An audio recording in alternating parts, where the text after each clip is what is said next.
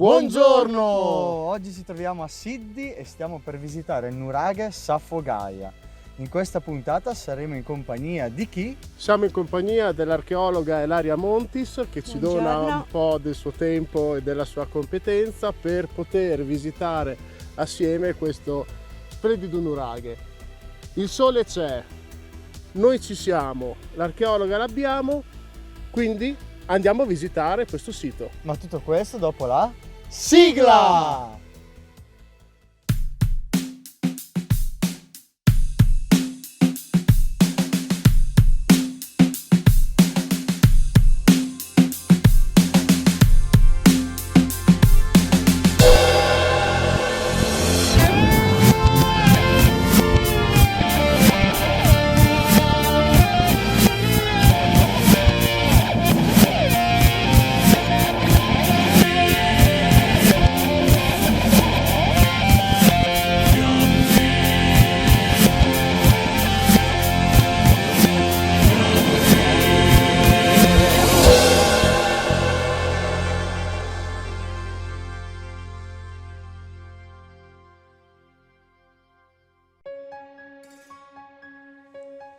Perfetto Ilaria, cominciamo con la visita. A che periodo più o meno risale questo nuraghe?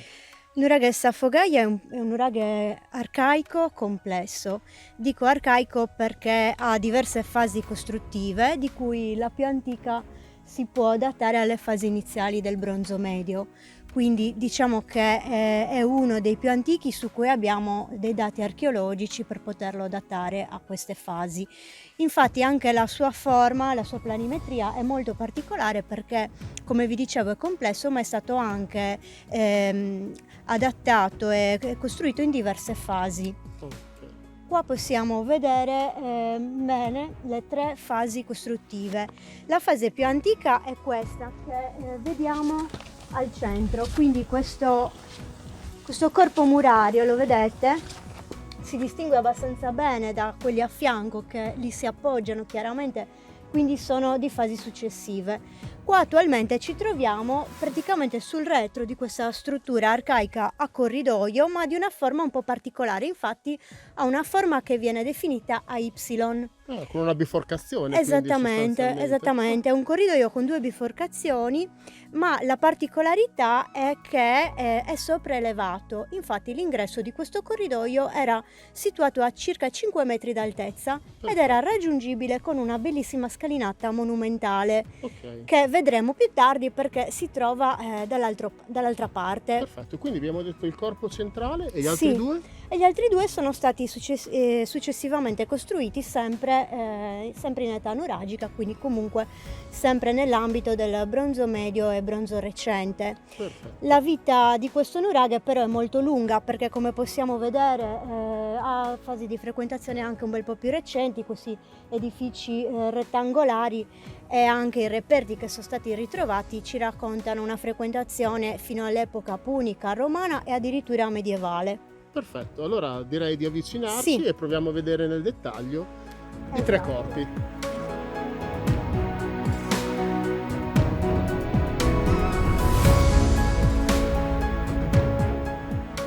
Eccoci. Perfetto. Quindi questo è, diciamo, uno delle ali, come possiamo chiamarlo? Corpi aggiunti. Corpi aggiunti laterali.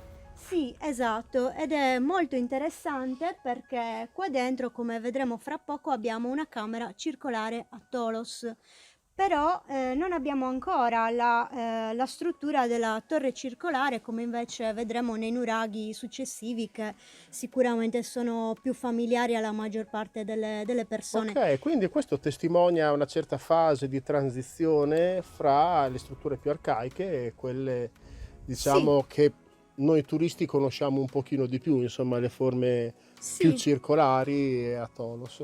Esatto, infatti la camera è a Tholos, ma è inserita all'interno di questo corpo che è di forma, diciamo, quadrangolare, comunque poligonale, perché non è un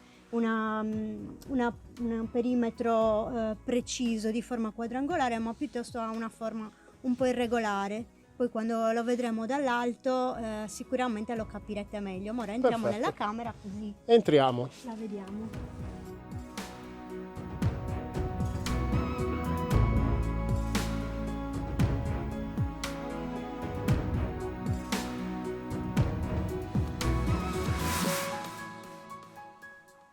Ok, ci troviamo all'interno e quali sono gli elementi più importanti e caratteristici della parte interna? Sì, come vi dicevo, qua abbiamo una classica cupola a tolos, mancano giusto le ultime pietre della copertura, quindi praticamente è intera la camera. Come potrete osservare, abbiamo una disposizione particolare della scala. Non abbiamo la torre circolare, quindi con la scala elicoidale che corre all'interno della muratura, come sicuramente avrete visto in tanti altri nuraghi, ma abbiamo invece questa scala che si diparte direttamente dal muro della camera e arriva fino alla terrazza. Ok, quindi possiamo provare ad accedervi? Sì, certo. Ok, andiamo.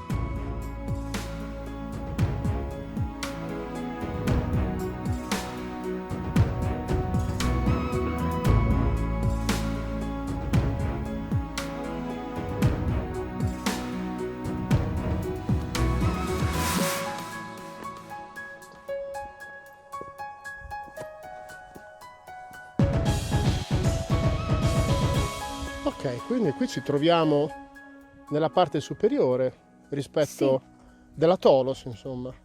Beh, di tutta la struttura, quindi dei diversi corpi che sono stati aggiunti nel tempo alla struttura del nuraghe. Come vedi sembra di essere su una collina di pietre, invece siamo sul nuraghe. Questo perché appunto è molto estesa come struttura.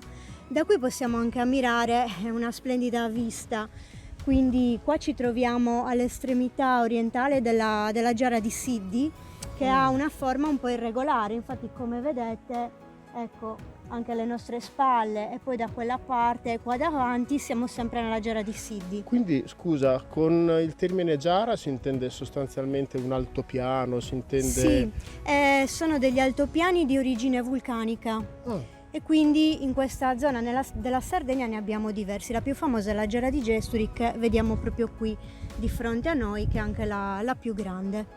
perfetto, ma questa struttura quindi è stata scavata o la parte diciamo più alta era già emersa quando diciamo i primi ricercatori hanno appunto deciso di occuparsi di questa struttura? Sì, allora le parti alte chiaramente erano a vista.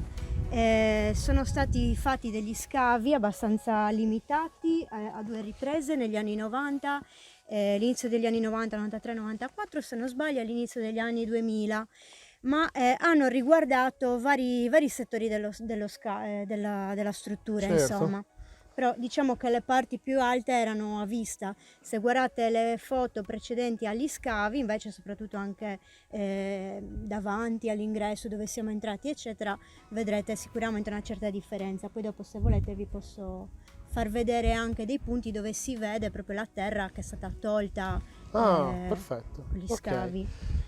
Allora, qua possiamo osservare al centro la struttura più antica, quella che vi facevo vedere da giù. Ok, quindi questa è la Sì. parte proprio centrale, diciamo. Esatto, che svetta, come vedete, rispetto al piano di quella che doveva essere la terrazza. Chiaramente la terrazza non era così regolare in origine, non sappiamo bene come fosse, ma penso proprio che tutta la pavimentazione fosse comunque regolarizzata, per cui chiaramente qua non l'apprezziamo come era un tempo, Certo. ma possiamo ipotizzare che comunque questa struttura, cioè quella più antica, svettasse rispetto a questo piano Perfetto. della terrazza. Ti chiedo questa cosa, come tipologia di materiale, sono diversi i materiali che sono stati utilizzati per la parte centrale e per le torri accessorie?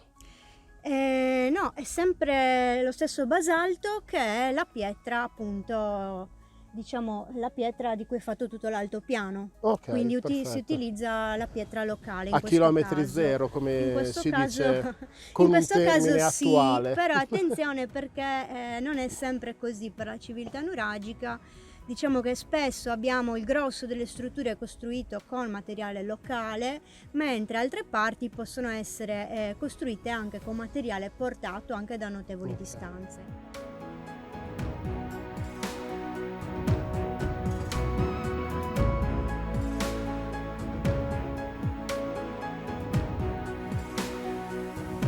Eccoci. Qua ci troviamo nel cuore della struttura più antica, che è questo corpo appunto con planimetria a forma di Y. Infatti qua vediamo i due bracci della Y, ok? Qua siamo al centro e qua proseguiva con altre scale verso una terrazza che risultava sopraelevata ovviamente rispetto a questo piano Certo. dove siamo adesso. Mentre qua di fronte vediamo quello che era l'ingresso originario della struttura più antica, quindi con questa scalinata monumentale che in origine arrivava fino a terra, oggi è interrotta da questo muro che vediamo qua davanti, che però appartiene a una fase successiva. Beh, è una scalinata abbastanza ripida, diciamo. Ripida, Almeno ma per noi, per i nostri canoni. era una scala che comunque colmava un dislivello di 5 metri, quindi insomma non era da poco. Ora quando la vedremo da giù sicuramente sarà un pochino più comprensibile. Ok.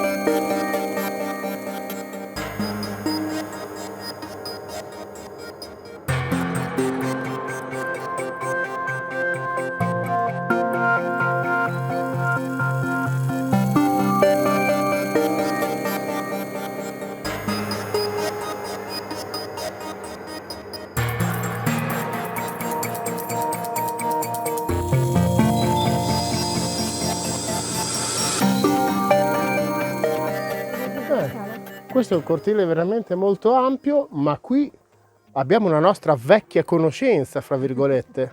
Ecco, bravissimo. Quindi come puoi vedere qui abbiamo la scala che appunto era l'ingresso originario della struttura più antica del nuraghe. Ora la scala, come vi dicevo anche prima, non raggiunge più il livello del terreno perché gli è stato addossato poi quel muro e comunque mancano dei gradini, però in origine arrivava fino a questo livello, quindi dal livello del piano di calpestio si raggiungeva la struttura sopraelevata a 5 metri d'altezza.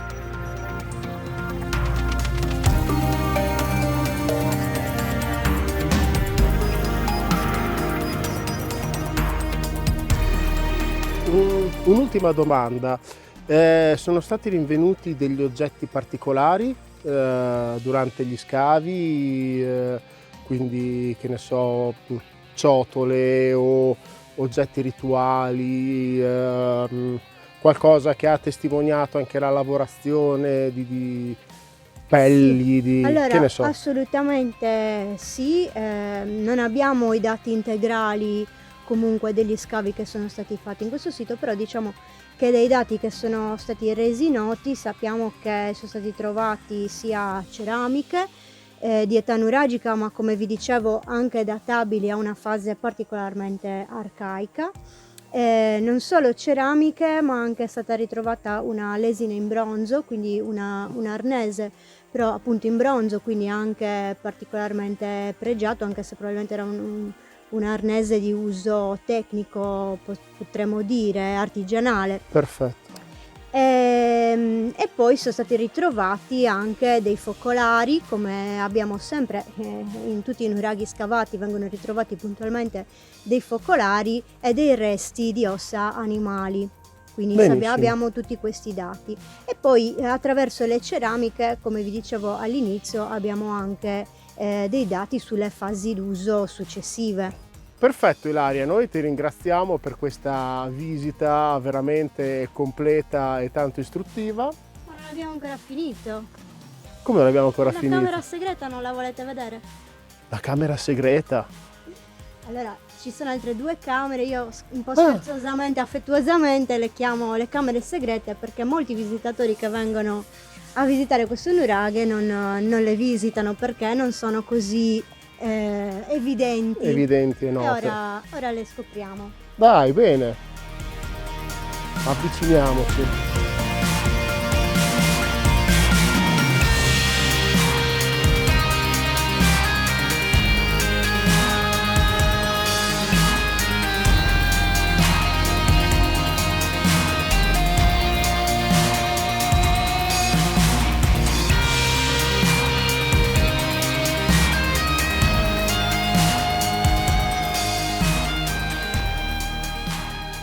È molto affascinante questa camera, fra virgolette, segreta, insomma.